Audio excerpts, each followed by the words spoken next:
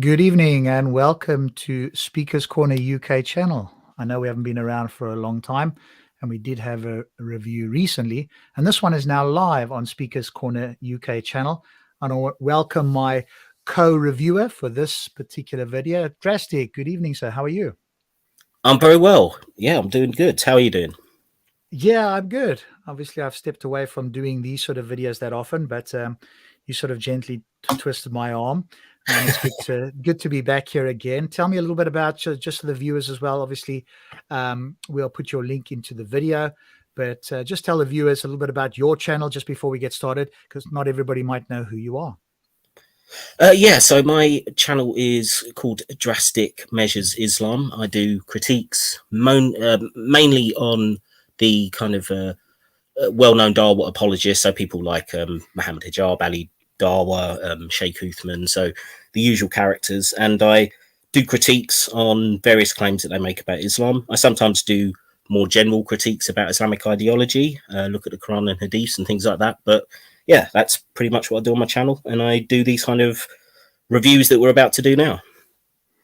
Fantastic. Good. Well, with that said, let's get straight to it. I don't know if you're going to be watching this afterwards. You don't need a lot of waffle in the beginning. So we're going to be reviewing a video called Time to Acknowledge Science Debt to Islam. And it's got one of the regular apologists down at Speaker's Corner called Mansur. So let me bring that up now. And we will share our screen here so that we can play that. There we go. Hopefully that is there. Alrighty, so what we'll do is we'll go through, we'll play the video. I'll stop it when I want to say something. Drastic will call out to me and just say, stop, Rob, or something like that, loud enough that I can hear. We'll stop it and then we'll comment and see how far we get through this video. So without further ado, let's get started. So how has science made us go away from a concept of a originator or a creator without understanding more about the reality? Because science has made us more and more aware of the intricacy of our environment, of our world, natural world, how things operate. We know better. Previously, some people may have attributed things to truth theories or aliens or whatever, right? But now we know why thunderstorm happens. It's not because of a thunder god called Thor, right? We know why where there's a rainbow. It's not because there's a god of rainbow and God puts it there. Just a quick one here. Actually, I think that was going a little bit too quickly. No, yeah, it was. So we'll just slow down a tad. Obviously, we know these things now. It's not. And just by the way, as well, in case you didn't know, Mansur is a Muslim. Now, none of these things are made clear in the Quran itself. So just to be clear, these are men, whoever it is, with all around the world, trying to understand what's going on in the world. It could have, of course, been put into the books themselves with stunning accuracy that would have in fact given us reasons to think that these books are incredible. But unfortunately, for anybody who has read the Quran, it's woefully lacking in any sort of depth or substance in terms of the natural world. I don't know if you got anything to add there at all, Drastic. No, I mean, I would totally agree with that assessment. And as we're about to get on to the Quran, it doesn't really encourage the kind of scientific looking at the world in which Mansur is about to claim that it does. And I think we're going to go into a little bit of detail on that now. There is a mechanical reasons in our natural universe. When we observe and understand the natural laws, we appreciate the mechanics of this world. But I want to know from you, what's your name, bro? Sophia, I'm Mansur. Sophia, nice to meet you. I want to know how knowing the mechanics of our universe, of our world, somehow makes us to disbelieve in a creator of our universe. Well, as I said before, I'm agnostic. So, what do you mean by that? I mean, that means that I don't believe in religion. I don't believe that there's a God, but I don't say to recognize the fact that there are things we can't explain. And I don't think that, I personally don't think that comes from a God or multiple gods or goddesses. But I also don't believe that, I think that it's hard to have, if you both science and religion, I think it's hard to mix those two things. In a general sense, I agree, but in specific sense, I disagree. Islam, in particular, for that specific sense, always considered science and religion like with twin sisters. They don't contradict. Because if you were to read the Quran... Yeah. Okay, again, I'm sure you want to say something as well. You go first, please. Well, yeah, it's a complete myth that science and the Quran are somehow harmonious, or that the Quran encourages scientific thinking. They are directly in opposition to each other on many points, and I think it's been clear that the Muslims will accept science where it agrees with the Quran or doesn't contradict it. In any other case, they will take the Quran over science, which is the complete opposite of how the scientific method is supposed to work. Yeah, and of course, there's a number of things in the Quran when straightforwardly read that don't match our understandings at all. Sort of like the earth, being sort of rolled out like a carpet, and many other things as well. And so, of course, what happens though is they just reinterpret these things, and so that's the sort of game that the Muslim apologists play. But again, of course, God in his infinite wisdom could have made it incredibly unique, and it doesn't mean that it has to tell us about everything in the world around us, but certainly tell us in nuance certain amazing things that nobody could have known. But when these sort of claims are made, of course, they're just terrible. They're just sort of vague things that people can read in whatever they want. And of course, that's what they rely on. But people like us, myself and Drastic, and many others, hopefully many of you who are listening, have a much higher standard. And so you're not going to be fooled by any of these things. But certainly science and Islam are not in lockstep. If we're going to take a more critical eye, if you're going to have some sort of general view, you might be able to somehow make the two of them work together. But, anything more than that, and you're going to see this division between the two. And welcome as well to people who are watching as well. So thanks to anybody who's watching now as a live viewer. And I think I'd just point out one of the obvious ones would be something like evolution, which is flat out rejected by the majority of Muslims because of the Adam and Eve story within the Quran. So that's one kind of really blatant example. That's right. Quran is always emphasizing, go and travel around the earth, inside the earth, go and see how God originated the creation. Do you not see the alteration between the day and the night, and the alteration between the sun and the moon, how they are rotating in its own orbit constantly? Hello. Yeah. Go on, I mean, this, again, it's the exact opposite of what you would expect if somebody was trying to look scientifically at the world and trying to gain knowledge. The Quran is telling you, yes, look at the world. This is somehow evidence that it all came from a creator. So it's not telling you to go seek answers. It's telling you this is evidence of the answer that Islam is already giving you. So it's the complete opposite of seeking knowledge. And we hear this all the time with Muslim apologists. It's telling you to do the exact opposite. Don't look for knowledge. All the knowledge is already in the Quran. Yeah, and you notice there that he sort of gave the traditional examples, the sun and the moon in their own orbit. Of course, you could say the moon is, but the sun isn't. And the length of apologetics these people go to try and claim that it is, by somehow claiming that it's orbiting the entire galaxy once every 260,000 years. Oh, yeah, no, it is in its orbit. What's more likely, that it's orbiting the entire galaxy, and that's what's being referred to in the Quran, or that it was ignorant people in a desert in the 7th century looking up and thinking that the sun and the moon were orbiting around the earth like most other humans did at the time? Far more likely that's in fact what the Quran was talking about, not what they want to sort of cherry pick today and try and find something. Whatever latest, this I think is what happens, Drastic. Whatever latest scientific discovery happens, there's theists, in this case Muslims, looking through the book and go, let's see where we can make this match up. Let's post hoc reason, look back at the book, see where we can fit this in, and then go and claim that's what the book was always talking about. Absolutely. And it's so much easier to see it in its historical context, that this is echoing many other texts of antiquity where they're operating from the assumption of a geocentric model of the solar system, where the Earth is the center and all the planetary bodies and the sun and the moon are all orbiting the Earth. So that's the most obvious and easiest plain reading of the text. Yeah. Driving us to reflect and observe and ponder and make inferences from natural world into the controller, the affairs, the orderer, the creator, the originator of this universe.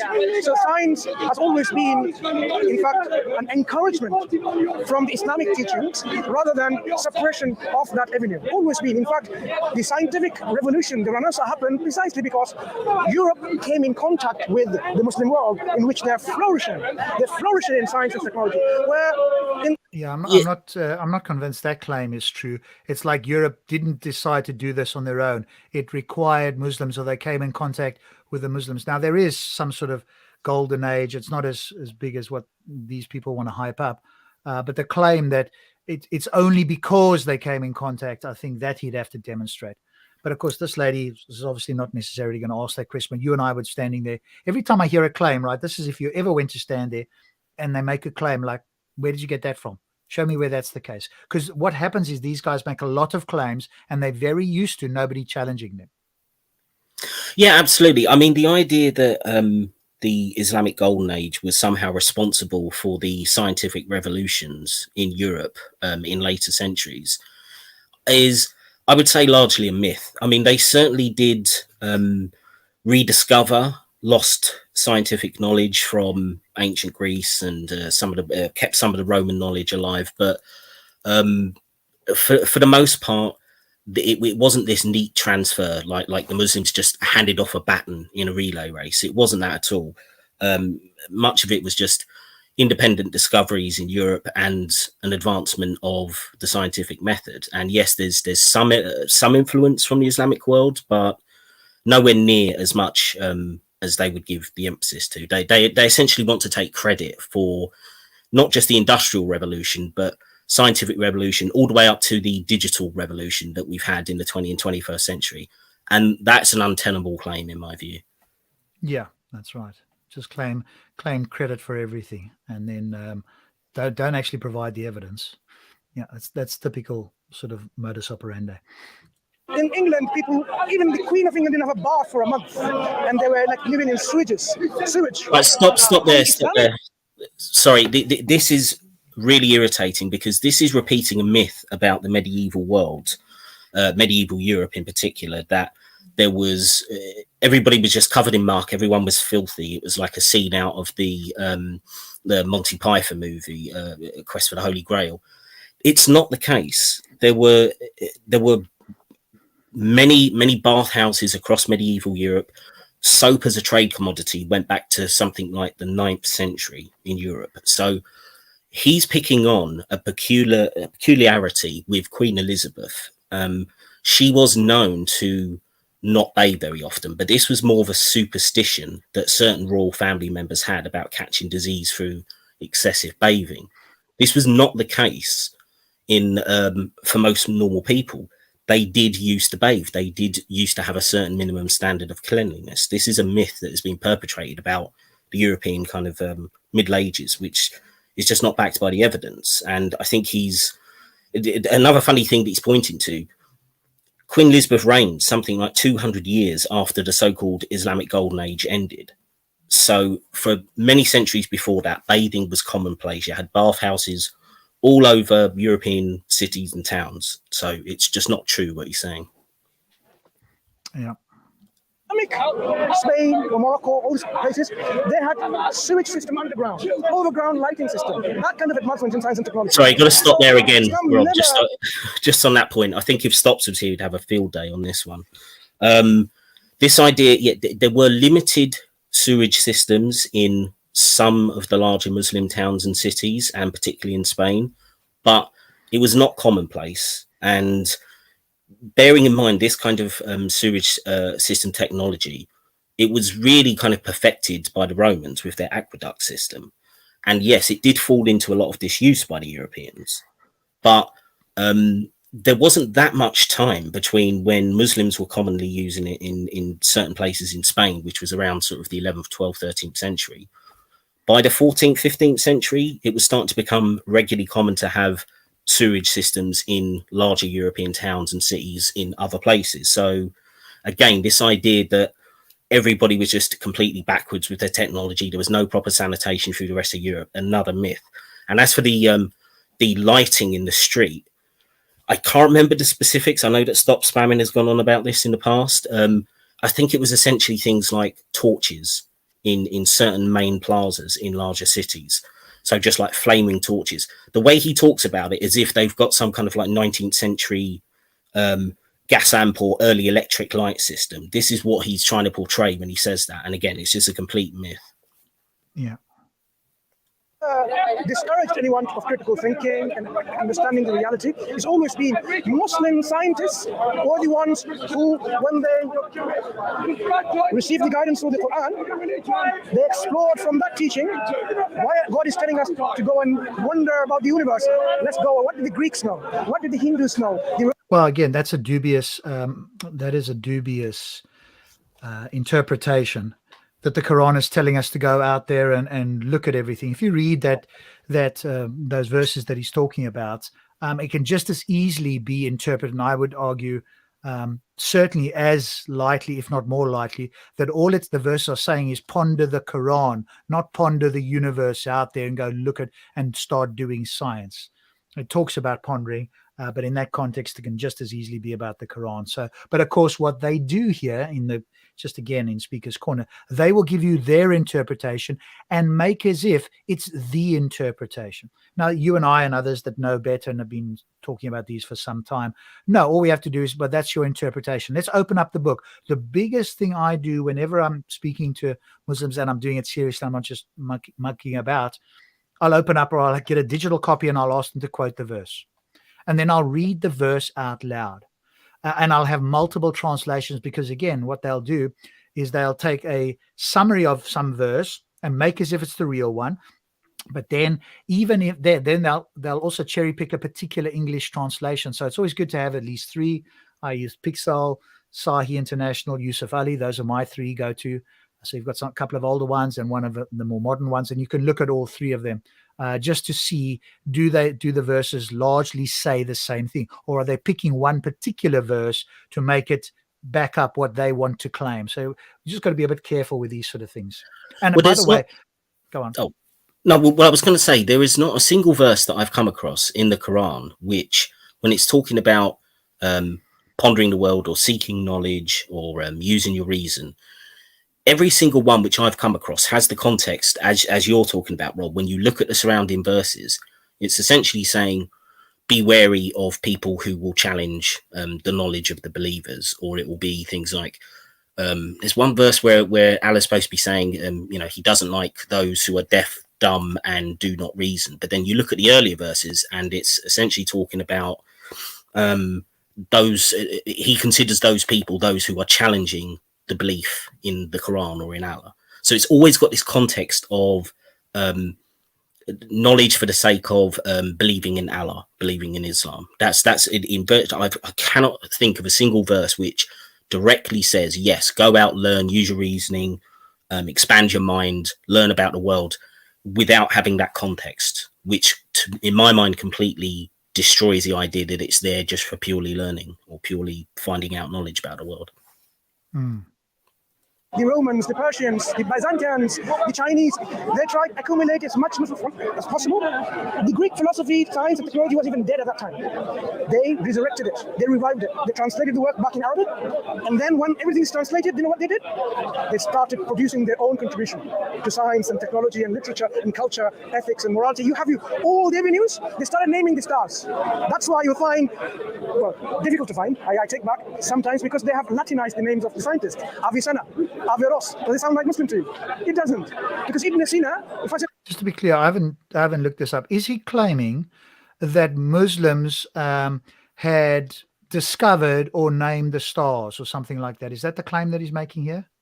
Yeah, particularly naming the stars. And I think there is a certain amount of truth to that, as there is a certain amount of truth that the previous scientific knowledge was translated into Arabic, the old kind of ancient Greek knowledge. But as far as I know, most of it was in relation to their religious duties, which is why there's this heavy focus on the stars and to kind of go alongside Islamic cosmology and that kind of thing. In terms of actual new inventions and new discoveries, it's very thin on the ground when you look at the Islamic Golden Age. Yes, there's a few minor improvements here and there, and not to say that it wasn't some very intelligent Muslims who did do science, but it's nowhere near the level which he's trying to portray. If I said Ibn Sina, you'd say, Ibn Sina is an Arabic name. Averroes, even Rushd. But they've Latinized it. And because of this Latinization of the knowledge that took place, That's why the West, in general, living today, people, they don't appreciate the Islamic contribution to science and technology. Did you know in medicine? Well, also, sorry, Ibn Sina- there's a point that's worth mentioning here as well, which I think a lot of people will know if they have looked into the so-called Islamic Golden Age. Many of the well-known scientists of the time would have been considered heretical. And certainly by today's standards, if you look at kind of the typical Salafis, the traditionalists, which a lot of the Dawah apologists ascribe to that version of Islam, they would actually call these people heretics because they had very unorthodox Islamic views. Some of them weren't even really Muslims. So it's kind of trying to have your cake and eat it. They will reject science on the one hand, but then they will claim all these, many of these who were kind of heretical kind of thinkers, they will say, oh, well, yeah, you know, this is some fantastic contribution from Islam. And it's well, whatever good contribution they made tended to be in spite of the religion. That's certainly how I would say anyway. Yeah. Sina's medical textbook called Al-Qanun fi At-Tib, it's called known as the Canon, went through 17 editions, at least in Europe, as a textbook, over a few hundred years in Europe as a medical textbook. This is the level of contribution they made. That it went. Yeah, sorry, Rob. I know I'm interrupting a lot here, but I do remember this from another video which I did on Smile to Jannah when he was talking about science, and he mentioned this book, this canon book. Again, it is true that it appears as part of European kind of medical texts for some centuries. But the point is, almost all the information in that book, when I looked into it, was wrong. So it's not that impressive to me to say, yes, okay, they inherited much of this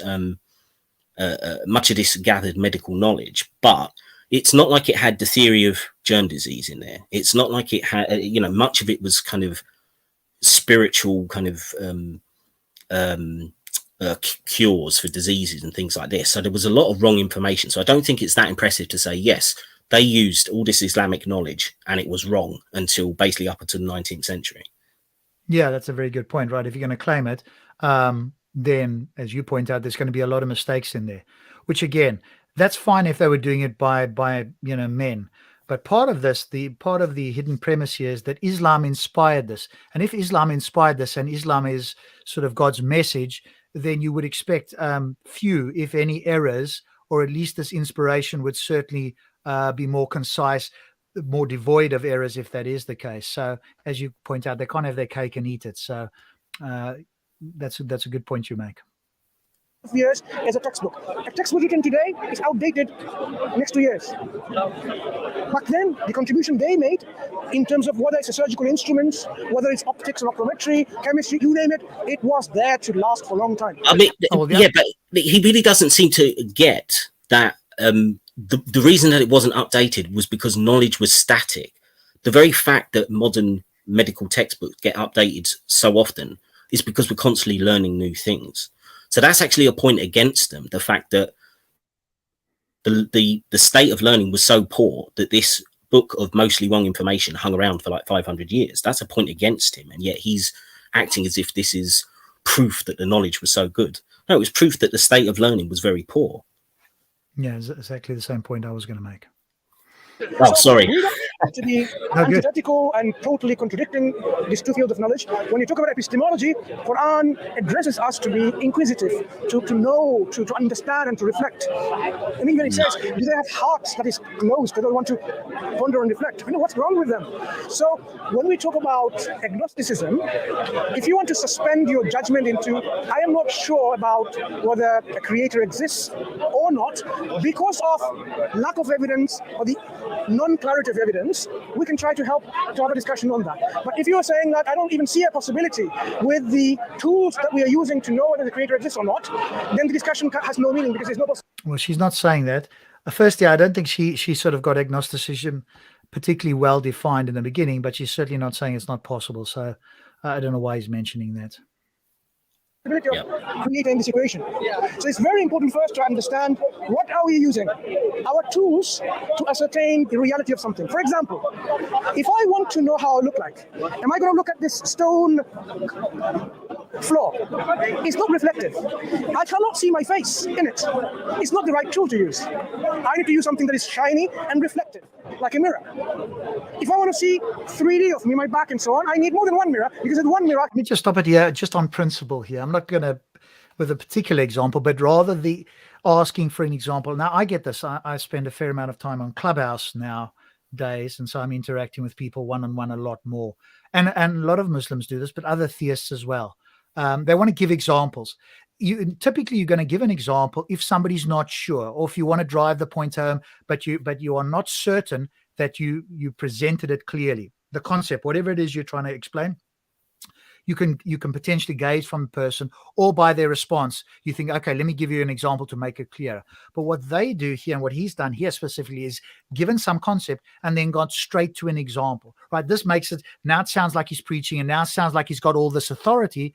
And I haven't remember watching the whole thing through, but the lady here will now probably just be asking questions instead of challenging. So it's like a subtle trick here to give themselves more authority. You didn't need to give an example unless she said, well, I'm not clear, or you could somehow assess that she wasn't following you. But from what I can tell, none of that was the case. So this is just giving them extra time to kind of preach and try to show authority by giving these examples, which aren't necessary at this time. Yeah, you make a good point, because the concept was not difficult to understand, and she gave no indication that she needed such an example. He just launched straight into it.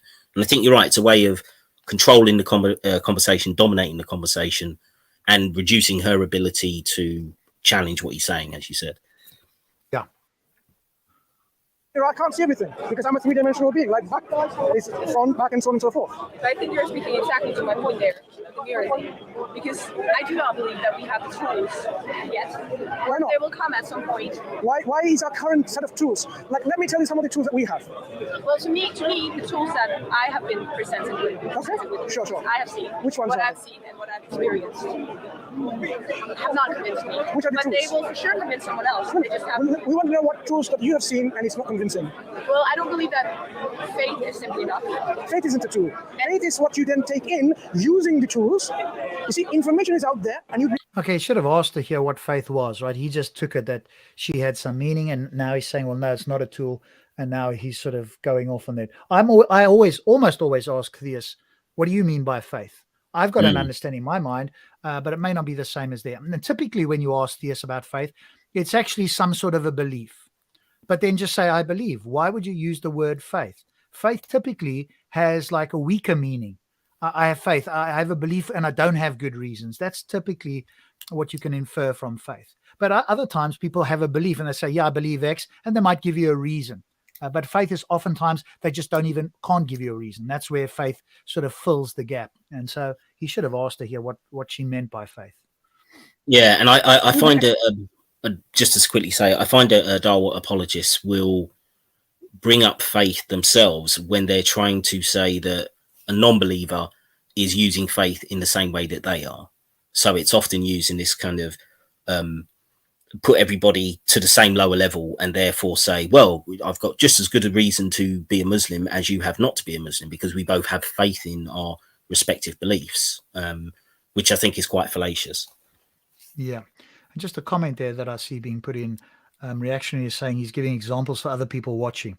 Yeah, that's another point to note here, which I think is kind of a little bit disrespectful in a sense. If you're having a conversation with one people, you're not having a conversation with a crowd. The crowd happen to be listening. And so this is really kind of like a bit of grandstanding here.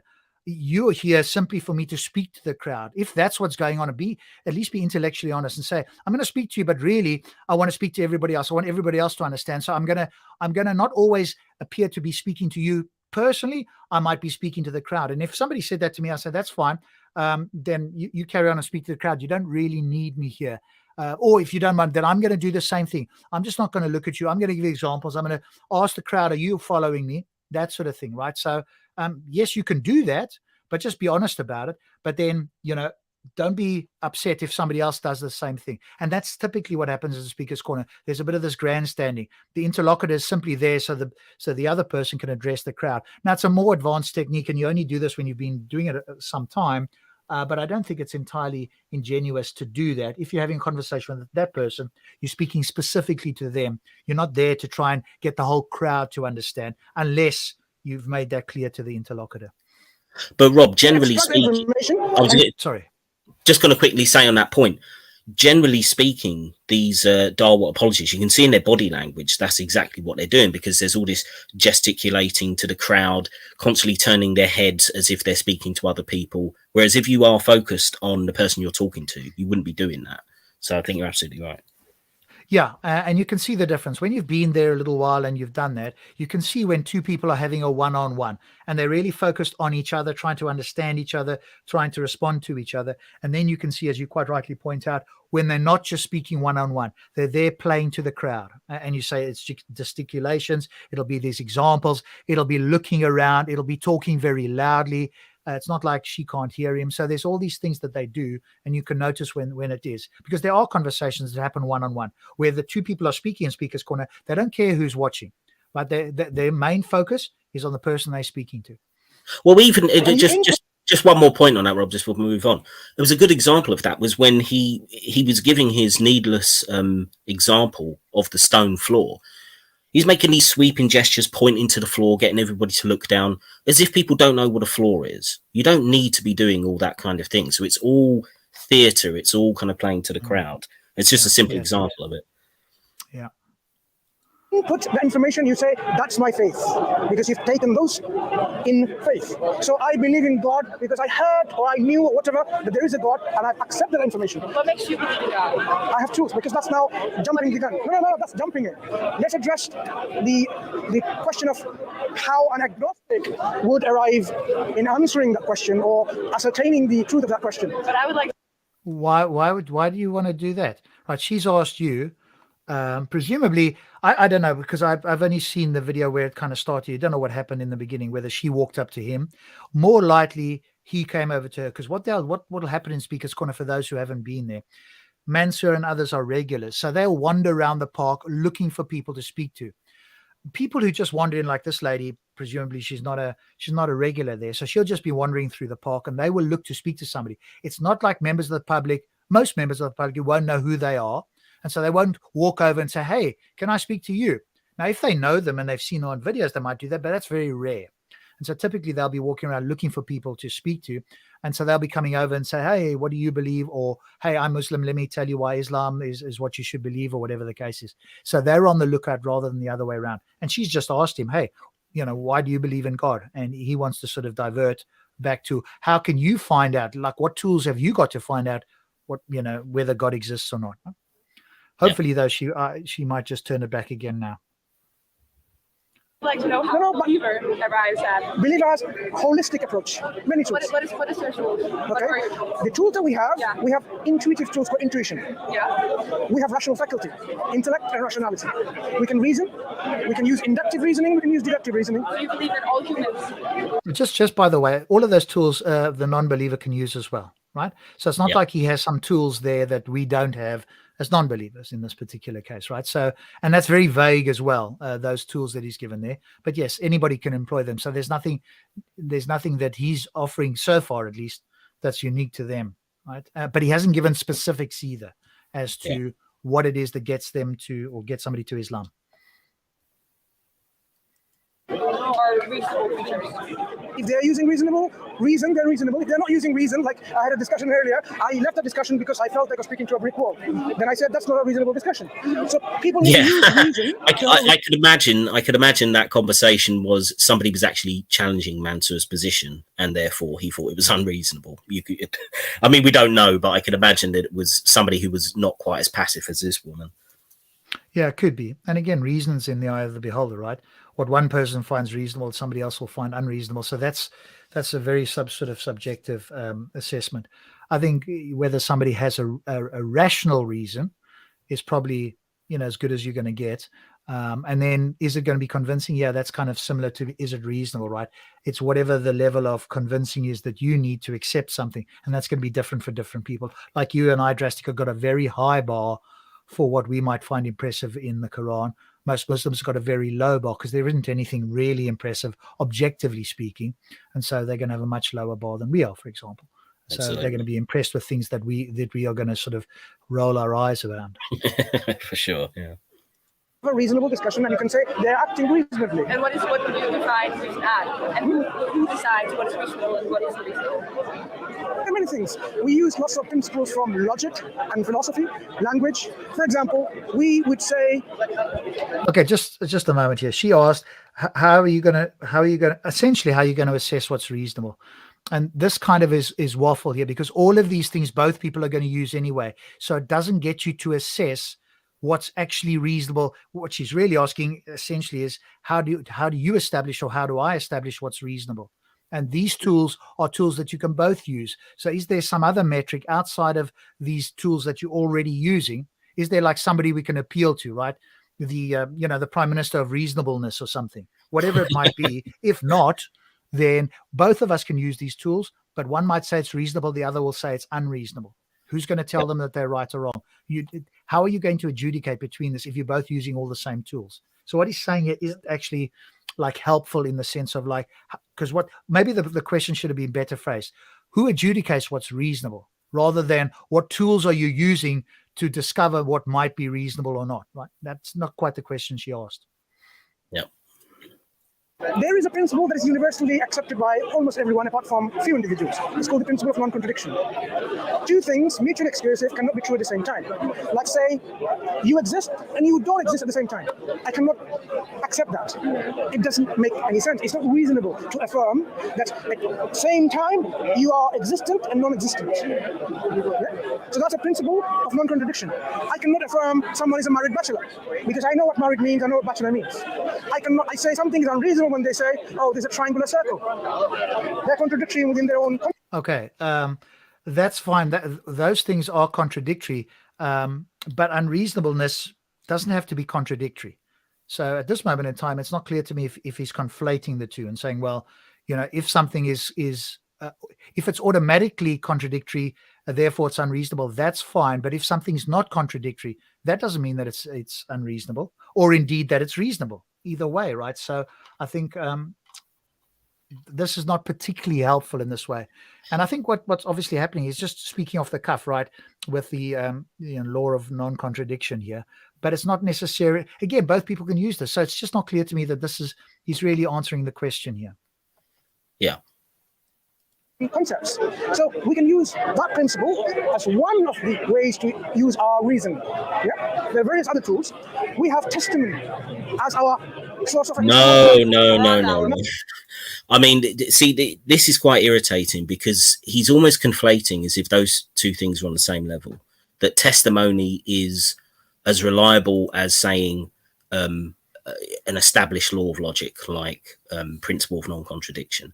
They are in two completely separate realms. Now, it's not that you can't use testimony, but you can't. The way he's saying this, as if they are as reasonable, as if they are as useful as one another in the same circumstance, which is a classic thing that you see Muslim apologists do, because they are trying to work in the fact that their beliefs are based on hearsay stories that may or may not have happened. Somebody who may have spoken to Muhammad said this about him, etc. And he's trying to equate that with a level of surety about the information you get from that as something like the principle of non-contradiction, which I just think is absolute nonsense. No. I'm generally speaking about how we can know about things and I'll be certain about. When I go to a doctor, I don't first look at his or her certificate on the wall. Sometimes he's not even there because I'm a local doctor. And I check their medicine. I trust them that they have gone to a medical school, they had an exam that they had to pass, and they went through a registration process with the GMC fees in this country, and they have passed that to now safely practice medicine without causing harm. So when that doctor, he or she prescribes a medicine to me for my ailment, my illness, I feel confident that I'm not going to get killed by it. On the contrary, I should get well. I took that testimony by faith because he's a doctor. The GP surgery says he's yeah, but no, because that is not the same thing as the kind of testimony that he would talk about if it's claims about Muhammad, for example, or claims of miracles. The point about, say, accepting this as testimony from a doctor is that you can go and check the records. You can see if he's actually a registered doctor. There's a line of evidence that you can check whether this is actually true outside of him just saying I'm a doctor. Yeah, that's right. We've got medical councils. We have a whole thing. There's a lot of, we just bracket it under background information that we carry subconsciously with us, especially in this country. You may not think so in perhaps less developed countries where it's not so strict, and somebody who claims to be doing it might be a shaman or a mystic or whatever the case is. But here, if you go to a particular surgery or whatever the case is, as they call it, like a walk-in doctors, they will already have things there. They will be certified. You could look them up before you go there. So you're going to have a high level of confidence that they are professional people that have gone through rigorous, but that's because you've got background information about where you live. You've seen these sort of things before, and as you quite rightly say, that's not necessarily the same in other realms of investigation where people are giving personal testimony. Yeah, I use my testimony from them and I accepted it. This is one way of knowing. Science is based on testimony. How many scientific papers, when people bring and publish something, is repeated with same experimentation with every other scientist and every other lab? No. Maybe some tests and observe, and that's it. Yeah, but sorry, stop there, Rob. I mean, once again, the difference is that all the methodology of their experiment will be in the paper. So therefore it is potential, the potential is there for anybody to go and repeat it if they have the scientific knowledge to do so and the capacity. So it's not fair to say that that is simply testimony in the way of some claim about the Quran, because there is that ability to say, okay, well, I can go and check to see and do this experiment myself. So it's not in the same category. Yeah, and I think, if you're an atheist or somebody that's speaking to, Muslim or Christian, you can just grant that, yes, testimony is some form of evidence, right? You can shortcut this long rambling thing. Where it will differ, and maybe we'll come to this in coming up in the video still, we can grant that testimony is some form of evidence. What we're not going to grant, what I'm not going to grant, other atheists may, I'm not going to grant that eyewitness testimony is in any way sufficient for a supernatural observation. That's what I'm not going to grant. Anything else that is not that we have background information for, sure, I can grant it. So I can shortcut this whole thing and say yes, but just differentiate the natural from the supernatural. And in my case, it doesn't matter how many people, if 1 billion people came to me and said that they saw Jesus resurrect and walk among them, I'm not going to accept it, right? That eyewitness testimony is just out for me. If I don't see it myself, or there's something other than eyewitness testimony, supernatural doesn't get off the ground.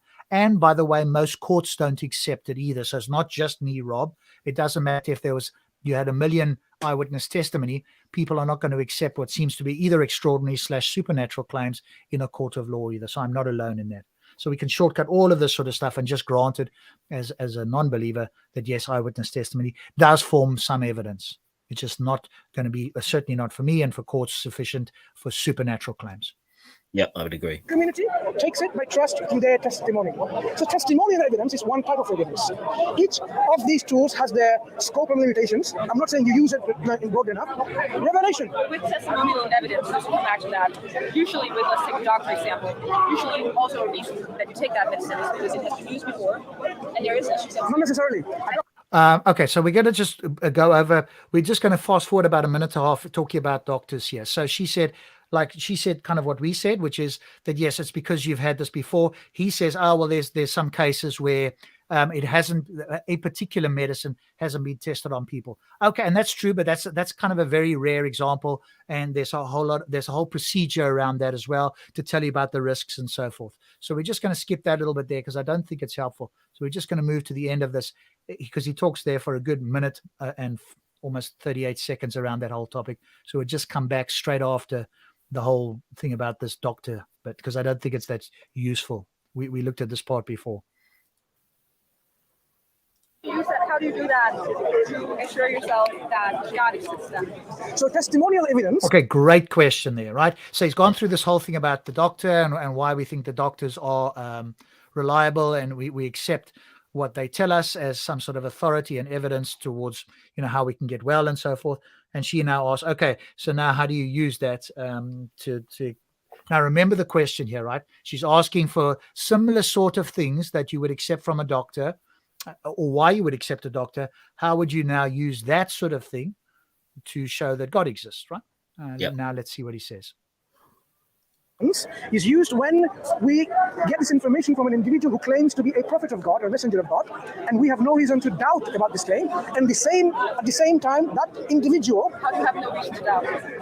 I'll explain. That individual at the same time brings evidence for support of his claim. Okay, good.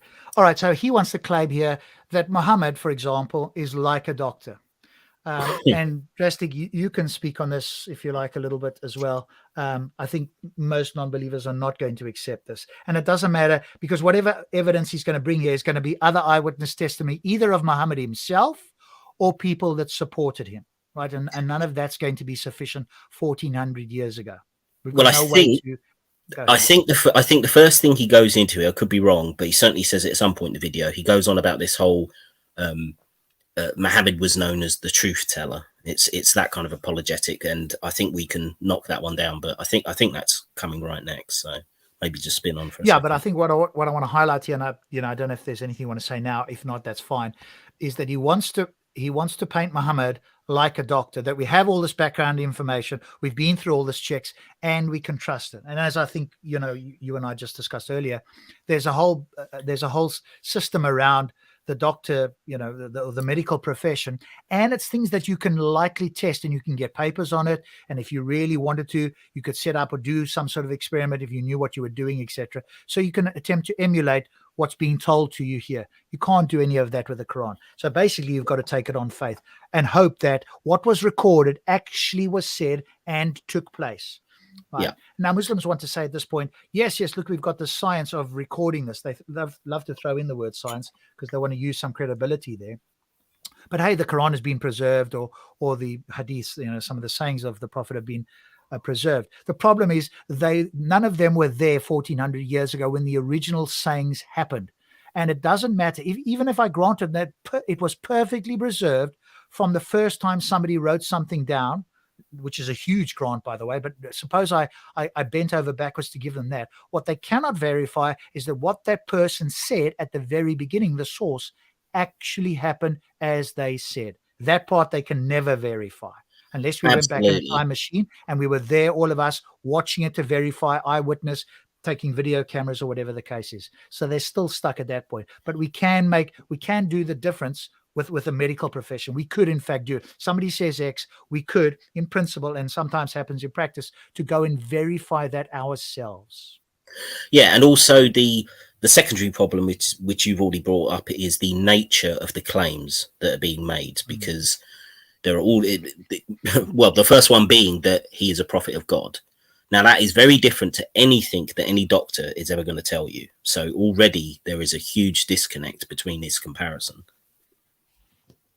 So, for example, if we find someone in all of his life never lied, always spoke the truth, whether he's young or at the early stage, in everyday interactions, we've never seen an individual like that person speaking untrue, always spoke the truth, always was reliable, truthful, trustworthy, and reliable.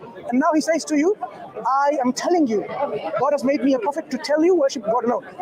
Okay, right, let's again be charitable. Suppose he wasn't lying, because there's a difference between always speaking the truth and not telling lies, right? You can in fact not lie, but be mistaken about a great many things, because a lie means that you intentionally saying something you know is not true. You may think that it's true, but in fact it's false. Now, you wouldn't be a liar for saying that. You would simply be making false statements unbeknownst to you. So even if we granted that he never lied, that doesn't mean that he told the truth. But notice what he said. He said that he always told the truth. No. You can't establish that he didn't tell the truth. Even again, if we bent over backwards with this claim that Muhammad never lied or always spoke the truth, you can't tell that because you weren't there to verify everything he said in fact matched reality. So if we were very charitable, all we could say is, let's go with your example that he never lied. Now, in fact, we don't know that because we don't know every single thing that he said, and we don't know whether in fact he was caught out or not. But let's suppose we grant that. So what? There's other people out there that are not liars, but they can be mistaken. So you've got to be very careful between the two.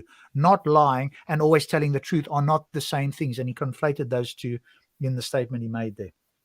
Yeah, and also the even from the Islamic sources, there were plenty of people who did say that Muhammad was a liar. So it doesn't even fit with the standard narrative. Now, he will say, okay, these were the enemies of Muhammad, the enemies of Islam, etc. But how do you know? How can you be absolutely sure that, or have any kind of high degree of confidence that those other people had it wrong about Muhammad? I just think you're talking about sources of information that go back 1,000 years or more. You're not sure how reliable they are. And also, I mean, the first 40 years of Muhammad's life, it's basically an empty book. So how can you say that in those early years he wasn't a huge liar? So, I mean, there's so many problems with this, I think. Why should we immediately disbelieve in him by rejecting his statement to be untrue? Because we know him already. He never speaks deep lie at all. Because his life has been consistently a truthful individual. So to say he lied. You see, he did it again. The fact that he doesn't lie doesn't mean that he's a truthful individual. By truthful, we mean that whatever his statement is matches reality. As I said, you could make statements that are not lies, but don't match reality. So you're making false statements unbeknownst to you. And that's, so you just got to be so careful because they're quite slippery by equating those two. But even if that were the case, even if he told the truth about all the natural things in the world, that wouldn't necessarily mean that we shouldn't. I wouldn't necessarily take it that he's therefore being truthful about supernatural claims. Again, as you pointed out, it's a different category. He could be entirely truthful about the natural and be making up or be mistaken about the supernatural. Well, yeah, and that's the key point. Saying that someone always tells the truth is not the same as saying someone is always right. And that is what he's trying to conflate. And as you say, yeah, the supernatural claims, doesn't matter how truthful they are, you're going to need something more than that. If you've got any kind of critical thinking skills operating in your head, you are going to want to definitely have more for such a grandiose claim as I am the prophet of God. Lied is now opening an avenue to say, why? Why would we do that? We have to really be critical and say, what could be the reason for his lying? If you cannot find any reason for his lying, then you have to ask, why am I disregarding it? And if it brings at the same time evidence, I mean, again, even if you can't come up with any rational reason for why he might be lying, let's say he doesn't have any particular motivation, that still doesn't mean that what he's saying is accurate. It's two different things. Yeah, and I think non-believers, if you're ever going to speak to Muslims, do not fall into the trap of taking any other position other than Muhammad was mistaken. Because if you claim that he was lying or he was hallucinating, they're going to ask you for the evidence. And unless you have got evidence for that, you're not going to be able to back up the claim. The only claim that we need to make or to accept or to be skeptical of is that he in fact was telling the truth in the sense that he could be mistaken, not that he was lying. That's all you need. Otherwise, you're taking that extra step, and then you're going to have to justify it. And so, because Hamza, Redbeard Hamza and other Muslims trying to give you these various options, the one they never give you is that he's mistaken, right? And that's the only one we need to do, is to say he's mistaken. Yeah. Then these testimony and the evidence at the same time back up with each other of what is claiming to be true. Because you have to either say, okay, he's a liar and has all these motives, or he's actually what he claims to be. See, false dichotomy. That's not true.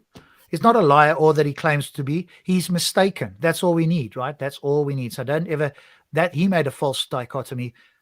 Some of the other ones offer you three choices, but they leave out the one that he's mistaken. So just you never have to accept these false dichotomies or false trichotomies. There's another point as well, which the audience might have missed because of where we were pausing it. But he said that Muhammad also, you combine it with the evidence that he brought for his claims. Well, I'm not sure what evidence Muhammad brought for his claims other than I was visited by Jibril, but nothing that I know of that will be credible evidence for his claim. Now, it'd be interesting to see if Mansur does actually go into this, but I think it's one of these passing remarks which he never gives any more detail on, but we'd have to... Yeah, that's very typical in Speaker's Corner. They claim there's evidence, they never demonstrate there's evidence. And they think that if they use the word evidence a lot, somehow that is in fact evidence, the evidence is using the word evidence or something like that. Yeah. But again, all you need to do is ask, where is this evidence, right? He might say something like, well, he said the moon would be split, and it was.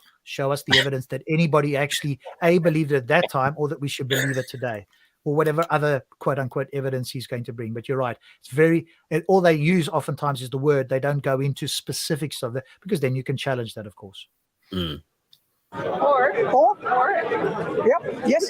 he could actually believe that he was a prophet. He could believe, good. He could sincerely believe that he was a prophet, right? Yeah. Meaning he was deluded in thinking that he was a prophet. So no, very good. So we can, so this is Prophet Muhammad sallallahu alaihi wasallam. Let's talk about him. We can apply, we can talk. I would just say mistaken. Don't accept deluded, because there's extra connotations with deluded. Sometimes deluded can be taken as you are saying something in the face of overwhelming evidence to the contrary, and that can often be sort of tweaked a little bit to say that he's lying. So I wouldn't accept the word deluded. I'm going to reframe it and said, no, he's mistaken. He's just saying something that he doesn't know is false. He thinks it's true, but in fact it's false, like most humans have done at one point or another in their life. That's all I have to say. But I won't accept the word deluded, because it has these extra connotations to it that can make it. Now you might get in a corner. Oh, you said deluded. And now you go into a definition of deluded. Either you go into the weeds, or you now have to present more evidence on your side of the fence to back up the word deluded. Don't accept that, because what they're looking for is to shift it over to you. And well, yeah, and the there's also words, the more you have to hold the burden. There's also potentially the implication of, say, mental illness to go along with that, and I don't think you need to open that door for them. As you say, I think just saying mistaken, I think, is good enough. Yeah. Talk about, is it possible to say that he was deluded in terms of what he claimed and what he preached and what he brought as the Quran? If we find someone's deluded, would he then claim to know about science and metaphysics and astronomy and biology and botany and economics and anthropology? Yeah, of course. Deluded people can make all kinds of claims. That's part of what a deluded person is. But even a mistaken person can make claims about all fields of expertise of which they have none. So yes, that's characteristic with a deluded or mistaken person. Well, again, I think a reasonable example of this would be somebody like Isaac Newton. I mean, undoubtedly a scientific genius, revolutionized science as we know it. And yet he also believed in angels, literally dancing around the place. So you can be correct in some temporal, natural pursuit, and you can be a genius in it, and you can still have other beliefs which you have no good reason to believe. So yeah, he's acting as if these two things can't go alongside each other, but they do all the time. X, Y, and Z. Because a deluded person is just simply deluded. He doesn't have the understanding of critical thinking, of to have the sanity to say that, yes, I'm actually in my sane sense. As a person. Okay, well, that's just waffle. So we just ignore. That was just waffle. It hardly made any sense.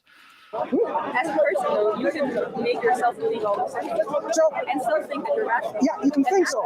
You can think so. Then you have to ask yourself, how does he then talk about interoceanic waves? He's never been to sea. His people have witnessed it. Okay, so now he's going to the so-called evidence, and I invite you, if you're a listener, to go look this up.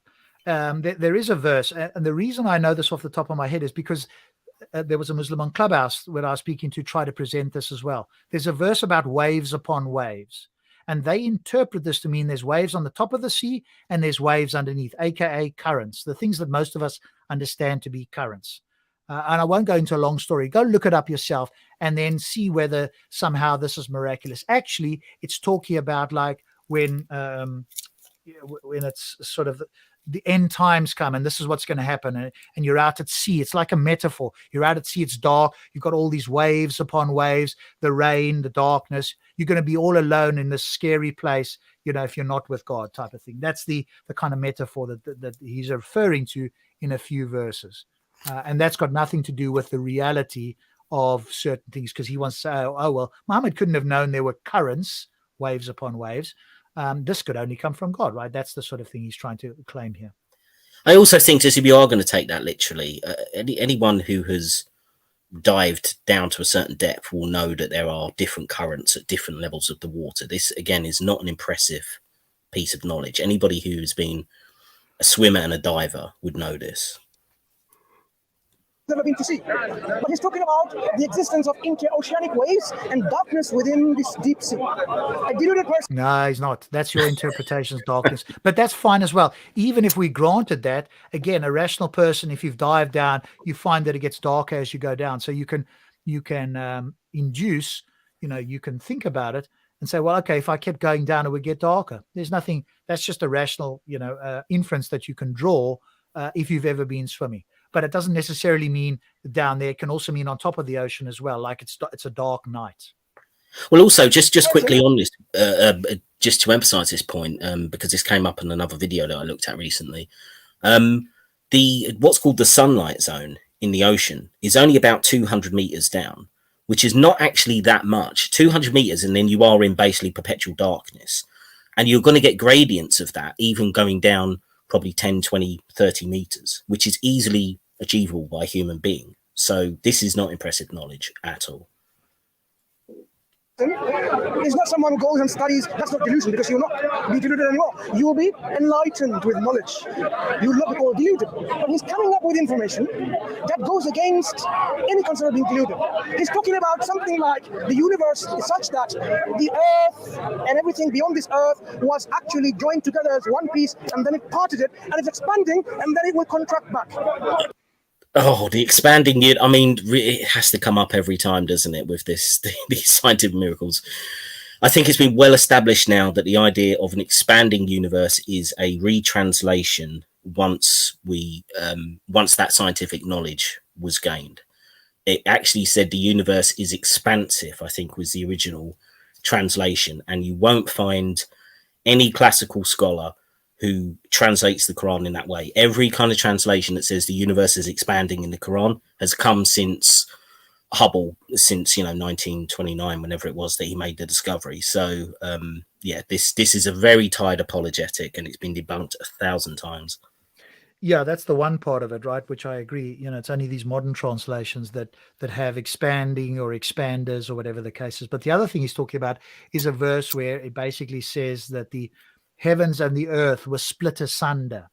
But even that's mistaken, because there was no earth to split asunder. And if we track that back, because what they want to say, it's kind of analogous to the Big Bang, but in fact it's not.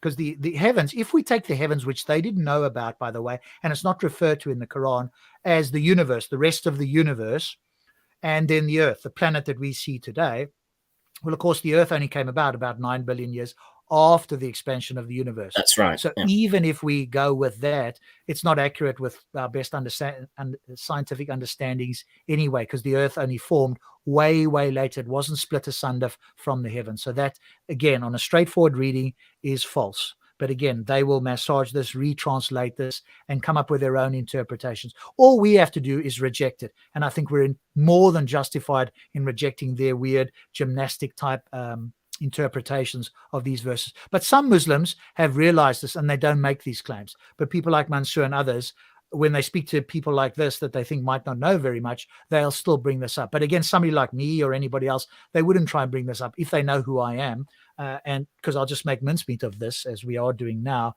And so they just wouldn't bring this up. And they look silly to other Muslims as well, who have recognized that they shouldn't be doing this anymore. So this is kind of an outdated, tired trope that they play on unsuspecting people that may not know much about the Quran. Yep. Now, a deluded person to make things like that, when the dominant understanding at this time was the universe is static, it doesn't expand, it doesn't contract. Why is he making these things? Where is he getting this from? Not from his contemporaries' culture and science and technology of his time, because they don't even know that. Look, he's not getting it from the Quran either, because the Quran doesn't say that. And by the way, there isn't many scientific models that talk about the contracting part of the universe. Most of the models that I've heard about talk about the universe continuing to expand on, not contracting back. There are bounce models, but those are kind of far more rare, as far as I understand anyway. So he's certainly not getting it from the Quran or from God. And if he was, then certainly God hasn't communicated in the Quran in any intelligible way. So this is just a massive extrapolation from things that it doesn't straightforwardly or even remotely allude to in the Quran. myself. As we have now learned about the redshift, the cosmic background radiation, Hubble telescope, we are now observing and confirming the universe, the stars are receding from each other. They're actually expanding. So at one point, it Yes, wasn't which is as it's now. I mean, yes, which is exactly why you find the retranslations, because you are trying to make the Quran fit the current science. And if the current science changes, then you'll go back to what you previously had. I mean, it's so blatant what you're doing, and yet you're trying to pass this off as some kind of miracle. It's not. It's the miracle of retranslation. So they go extrapolate back to a point where there was absolute singularity, such a minute singularity of a condensed space and whatever. That is what Quran is describing. At one point it was like one, and there was a separation. And notice how he now retranslate this. It was one and there was separation. No, that's not what the Quran says. It says that the earth and the heavens were split asunder. Go read it. Go and type it up now while we're thinking. It didn't say it was one and it came apart. You see how they surreptitiously change the interpretation right in front of it. But if you're not paying attention, you're not used to this, and you don't know what the Quran actually says, you're likely to hum along because you're not going to necessarily know the sleight of hand that's being pulled. But luckily, we're here to help you out, to slow it down and to show you when they do, in fact, change these words.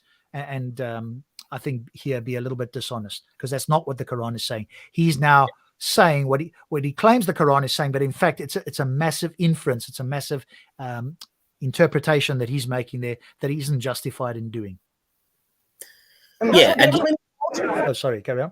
I was just going to say, you get this in other examples, like I think there's some Quranic verse talking about a knocking sound, and I've seen Muslims go on this long kind of mental gymnastics to say that this is somehow talking about pulsars, because it has like this. The regular beat of a pulsar is somehow like a knocking sound. I mean, it's so ridiculous, the stretches that they make to try and make it fit. Yeah, and of course the other thing is when you hear this is probably a sign for you. When you hear this, these are not particularly sophisticated Muslims that are making this, because there are in fact sophisticated, at least a little bit more sophisticated Muslims that recognize this is just embarrassing to say, if you want to be taken seriously by anybody that's kind of has some standing in any intellectual field. So they don't make the claim. But people like this will do it to lay people on the street, because they don't care how they look to, sort of people who are more discerning, because a lot of the people that are watching this are not discerning at all. Right? So they'll just nod along. They wouldn't know. I mean, he could say the sky is purple with pink polka dots or whatever, and somehow they just nod along as well. Right. And so he's got a very easy audience. It's like an audience of hypnotized Muslims primarily, and they just nod along. But unfortunately, more and more of us and other people out there are paying attention to this, and we'll stop it and we'll go through it like we are now, just to show that in fact this isn't the case. And all we have to do is slow it down, go through it, and show you what's going on here. Once you unpack it, then you can see what's actually happening here, because it all happens very quickly, especially if you're in Speaker's Corner. And Rob, I'll make one quick point on this as well. I mean, the recent outbursts from Ali Dawa about the scientific miracles being debunked. This is a great example of the fact that even though there's acknowledgement that this entire line of argument is absolute nonsense, you can see that they still continue to use it upon people who they prey on in the park, who they will know are not used to this line of apologetics. And so even though they know in their heart that this is just complete bunk, they will still use it as a tactic to try and persuade people who don't know it. So it's a double level of dishonesty. Number one, because what they're saying isn't actually true. But number two, they know it isn't. And anyone who's sophisticated enough to know the apologetics, they probably won't try it. But some random person in a park, they will still whip it out. It's still a tool to manipulate people with. Yeah. And just a shout out there, my man, COE, content over everything. It's a shame you stopped doing the videos, my friend. I'm sure you've moved on to other greater things, but a big shout out to you, my man. The inflation theory is a big bang in inflation. But it doesn't stop there. It says it will be rolled back like a scroller's roll. There are more scientists talking about now the fate of our universe. Because gravity is such strong, what's going to happen to the universe? Is it going to keep on expanding, or is it going to come back? Right? Science is now dealing with this question. A deluded individual coming up with something so profound that today we cannot disregard that this is something that is untrue. He hasn't come up with anything profound. Let's just make that clear and move on. He's claiming he hasn't done so. He's talked about a few things. This individual didn't say anything about what he's just said there. It's a big extrapolation, which he's not justified in making. He said something which now we are saying, yeah, that makes sense. Now we go through with all the submarines or go in space and look at the interoceanic waves. You know about deep sea currents. You can't just simply observe them with a diver, because you have the oceanic waves, but deep down they're sea currents, sometimes in opposite directions. They're like waves within the oceans. The Quran is talking about these existence of these waves. No, it's not. You're extrapolating that the Quran is doing so. Just go read the verse there. And people they tried this on me, Drastic, for about half an hour. They got very upset when I didn't accept their definition of wave. And I just went online. I found a document that went through this, and it talks about waves on top, currents underneath. No. I'm being dishonest. Get this, because I don't accept their definition. What's their definition? A specific definition that's in line with the Quran, so they can try and make it make sense and make it claim that there's some miracle. A nice big circle, in case anybody was wondering. I bet you really miss going down there and having those kinds of arguments. Sometimes, I mean, I think the level that I do on Clubhouse is higher, at least sometimes. But yeah, I miss the odd going down there, and because I've learned a lot since going down there, specifically about how people, what they do and so forth. But now I'd have a Quran with me, in a digital one that I bring it up and I read it out loud there straight away. Hey, where did you get that? Let's see what it actually says. Because again, he's summarizing stuff here to make it sound like science or our observations meet the Quran, and in fact they don't. All you have to do is have the verses up and have a closer look at them, and then you can see that he's extrapolating, he's interpreting massively to get there. But when a non-believer does that and interprets far more rigorously, then they don't like it. So there's an inconsistency here between when somebody else is interpreting the verses for them and when they're doing it to somebody else. Very big difference between the two. And it's worth noting at this point that this has turned into a bit of a gish gallop. It's claim after claim after claim with he's not even given her a chance to come back at him. So yeah, that's typical again, right? When they see that the interlocutor is not somebody that's going to challenge them, it sort of almost gives them like tacit permission to start preaching and to start shotgunning all these sort of things one after another, because it's very hard then afterwards for somebody to come and go, okay, that first claim you made, because they would have forgotten about it if you do enough of these in a row, right? And then it sounds like this guy knows what he's talking about and nobody's refuted it. And in fact, all that's happened is gish galloped, as you said, and she hasn't had time, and most people haven't that are there. You got to stop them one at a time. Okay, you said that. Let's go and look at the verse. Let's see if any reasonable person would take that view. Right? And you can go through it, or however you want to do it, but stop them one after another. Don't allow the gish gallop if you are there. But much harder when somebody's doing it. You've got to be a little bit more forthright, but that takes practice. When I would, in the beginning, I would let them go on because I hadn't heard these things before. So I was a bit like her when I first started. Immediately it sounded like bollocks to me the first time I ever heard it, but I let them gish gallop a while because I'd never heard it before. But once you have, you just stop them straight away on each point, even if you haven't heard it. Okay, I've heard that one claim. Let's talk about that one. No, I don't need a second one now. Let's have a look at that one first. Otherwise, you get this whole long story. Does he even know that? He doesn't have a submarine. What he's talking about? He's talking about someone, the layers. Light passes through and there's darkness and flares until there's total darkness. Now we know that's the case. There's total darkness. And we are surprised that within this total darkness there are creatures, fish, whatever. Yeah, now that would have been surprising had the Quran talked about the fish down there and described any of the fish at the bottom of the Marianas Trench. That might have been surprising. Guess what? The Quran talks about none of those things. It gives vague things that you can interpret in whichever way you fancy to make it sound as if the Quran is matching our best observations today. And hopefully, if you're a critical thinker, that's never going to be satisfactory. They have their own light source. Yeah. So how does he know that this is the thing, in our natural phenomenon? How does he know the common origin of a matter and cosmos is like this? I'll give you 2 examples.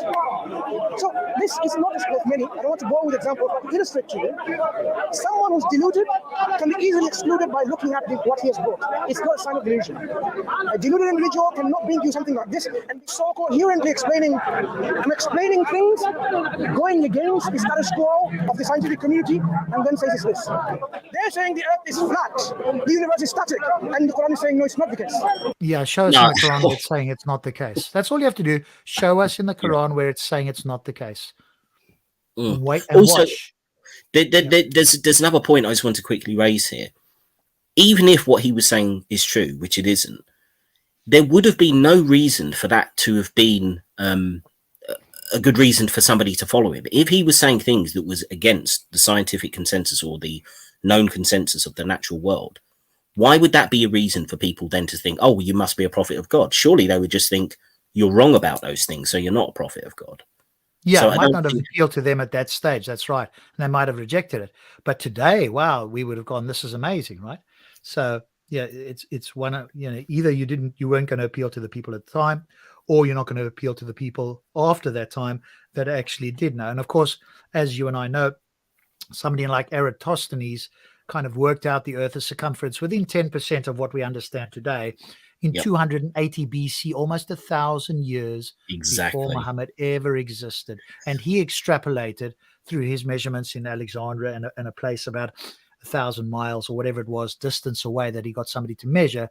He extrapolated from that, that the Earth was, that the surface of the Earth was curved, and therefore, if you carried on with a curve, you get a particular circumference. So this was something that people long before this had actually tried to demonstrate in a scientific way. Hey, if this is the case, what would I expect to have happen? Let me try this out and see what happens. Yeah, and yet Eratosthenes did not claim that he had supernatural knowledge, and nobody else thought he did. It was just a careful, intelligent, and scientific procedure to determine something that turned out to be extremely accurate, which I think is far more impressive than anything you can find in the Quran. Yeah, very smart idea. What gives him that competence and confidence and knowledge base to make that information? So when we talk about testimonial evidence and we examine the life of the Prophet, if we consider not him to be a prophet, he must have some motives for his. You make one motive which is sincerely deluded in thinking, and that's why he's saying I'm a prophet. All the things that he's coming up with, it goes against a deluded individual. What could it be? Could it be that he wanted to have fame, authority, rulership, kingship? He wanted to be the leader. He wanted to have money and wealth. He wanted women. Guess what? All of that was offered to him. All of that was offered. He says, if you want to be the king, we'll make you the king. Because what happened was... Yeah, I'm sorry. What is he referring to here? And he said, he was offered to become the king. Who offered that to Muhammad? I don't remember off the top of my head. Basically what he's doing here is going, let's speculate about Muhammad's motivations. Why would he be doing this? Well, actually, if we strip this all away, he's simply doing it because it was the truth. What he wants to do is try and eliminate any possible biases or considerations that might have got him to do this. But I don't remember who it was that claimed this. I'm not. It's not in the Quran anyway, if I remember correctly. Well, I don't know who would have been. I mean, what the Meccans, the Medinans? Did they say we want you to be king or something? I mean, it just sounds like something he's making up. Honestly, I don't remember. But I would also say, I mean, he's mentioned, he didn't do it for fame. He didn't do it for power. He didn't do it to be a leader. Well, or money. All of those things came to him. So you can hardly say that he was living like a pauper or that he didn't have great authority, because he ended up becoming the ruler of a new religion. So to claim that these were not factors in his life, that he was just walking around like a poverty-stricken monk and was just doing it on this purely, quote unquote, for spiritual reasons or whatever. Well, that goes against the basic narrative of Muhammad's life. I mean, he was raiding caravans and stealing the wealth. He was raising armies. So how is he not a ruler? How is he not a warlord in that sense? How did he not have access to slaves and as many wives as he wanted? This is just, it's trying to reinvent him as if he's a sort of, or more like a Buddha-like figure. Just I'll just leave all my wealth behind and I'll walk out and just be taken care of by the people. If I preach them the truth, they'll give me a bit of food or something. That's not Muhammad's life. So this is complete bullshit. Avoiding worshipping the idols, their whole economy was being shattered, because their economy, out of all of the things, is based on people coming in to have pilgrimage, bringing in money and homage and so on.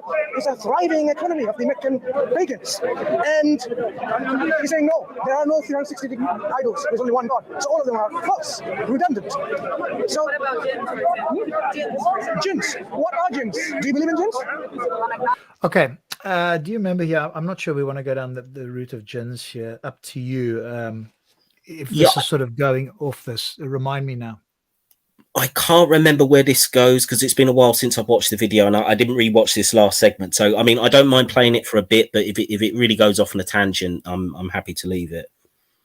So, do you want to play it for maybe listen another for a short while? Because we've talked about the so-called science acknowledgement of the debt to Islam, which I think is there's a small amount that Islam produced, but certainly it was to certain Muslims and non-Muslims, as you pointed out as well, and so did other people in the chat, that contributed to the so-called golden age. But it wasn't because of Islam or because of the Quran that this suddenly happened.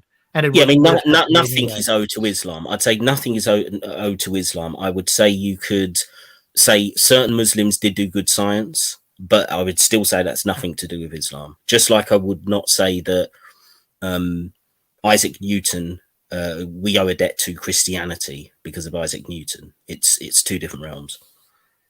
All right, we'll have a short listen to this, but if they go sort of off tangent a lot here, we might bring it to a close. So let's listen for a moment.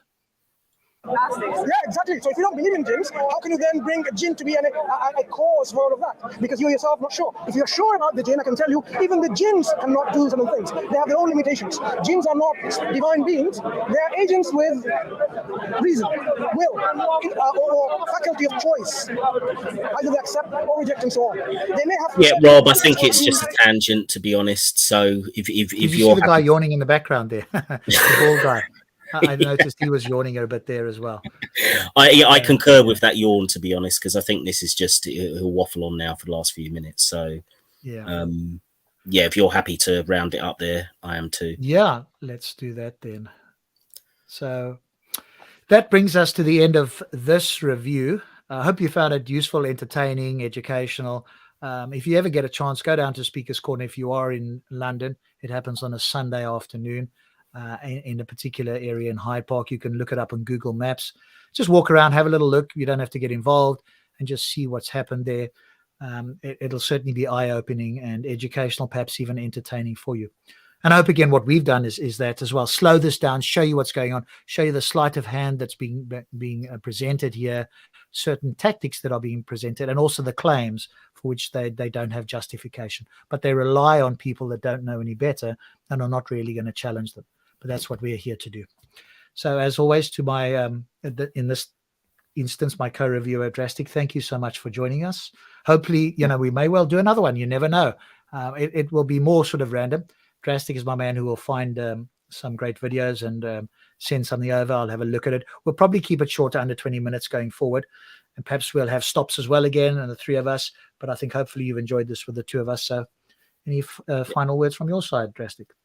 Just to say thank you for having me on. Yeah, I'll try and I'd certainly like to do more videos, but as you say, I'll try and find something that's a bit shorter, a bit more on point, because Mansur is kind of known for his gish galloping and dodging away to other points. But yeah, I enjoyed doing it, and love to do some more in the future. And as you say, especially if Slops can come along and join us.